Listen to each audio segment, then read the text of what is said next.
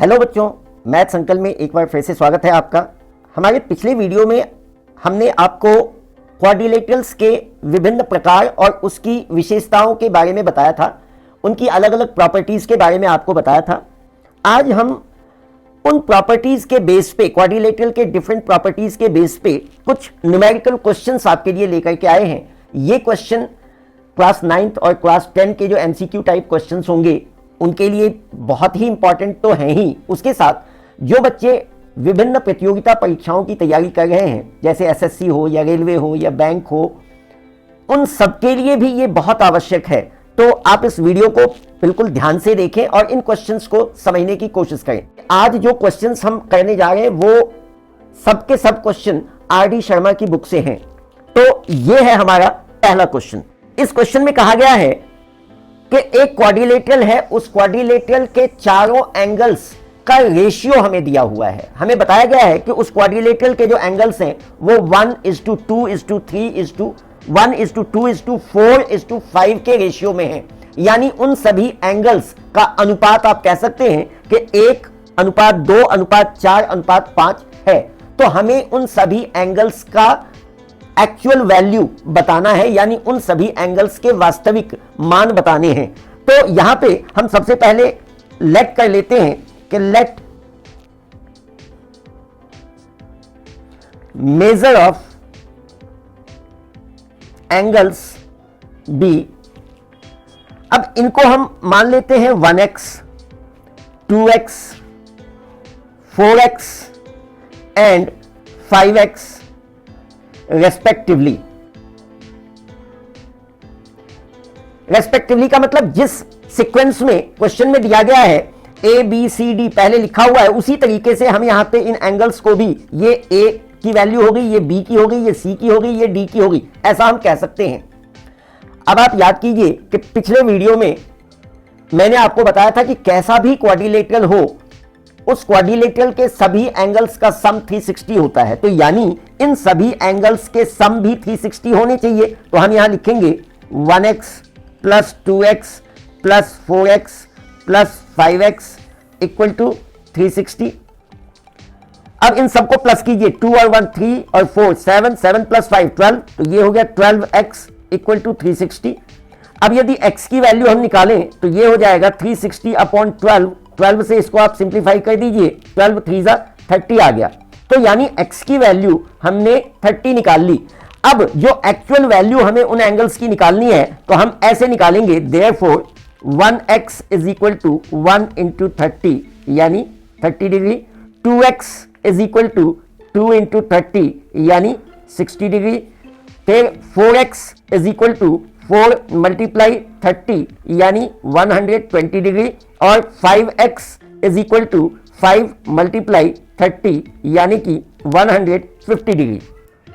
आप यहां पे इसको खुद से सेल्फ चेक भी कर सकते हैं। आप देखिए कि क्या इन चारों एंगल्स का सम 360 आ रहा है क्या। तो आप देखेंगे कि इन चारों को यदि आप प्लस करते हैं तो सर्टेनली इन सब का प्लस 360 आएगा, यानी आपने जो आंसर निकाला है वो बिल्कुल सही है।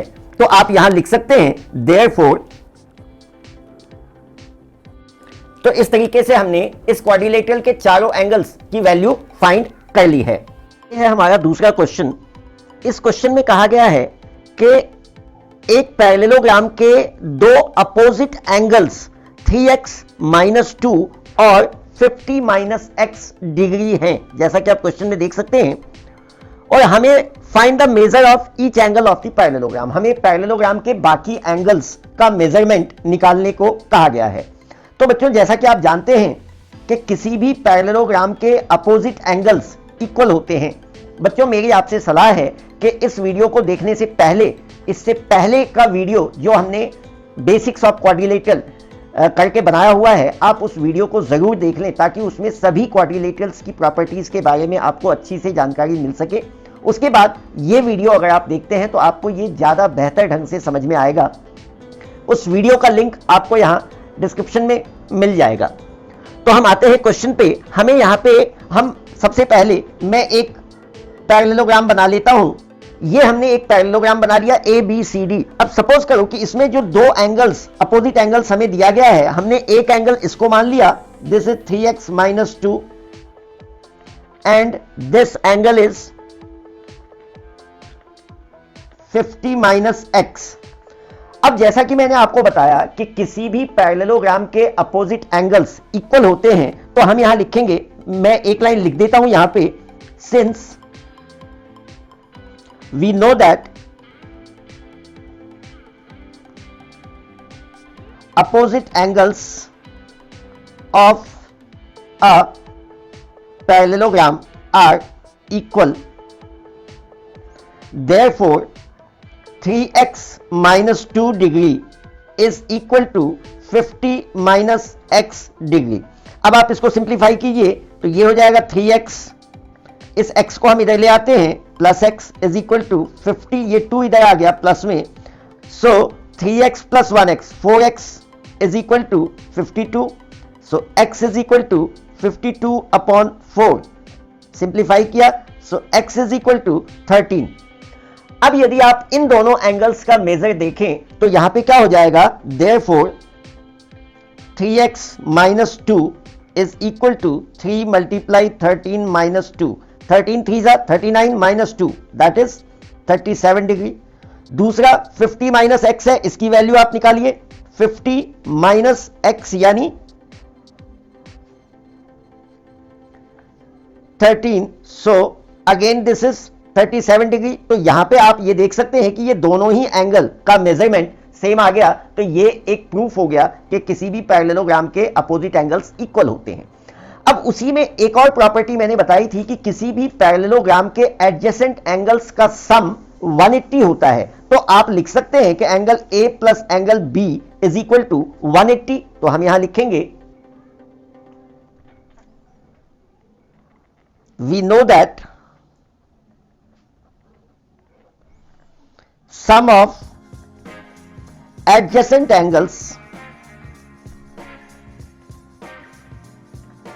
of a parallelogram is 180 degree, therefore angle A plus angle B is equal to 180 degree. अब एंगल A जो कि 3x minus 2 है उसकी वैल्यू हम निकाल चुके हैं 37, so we will write here 37 degree plus angle B is equal to 180 degree और angle B is equal to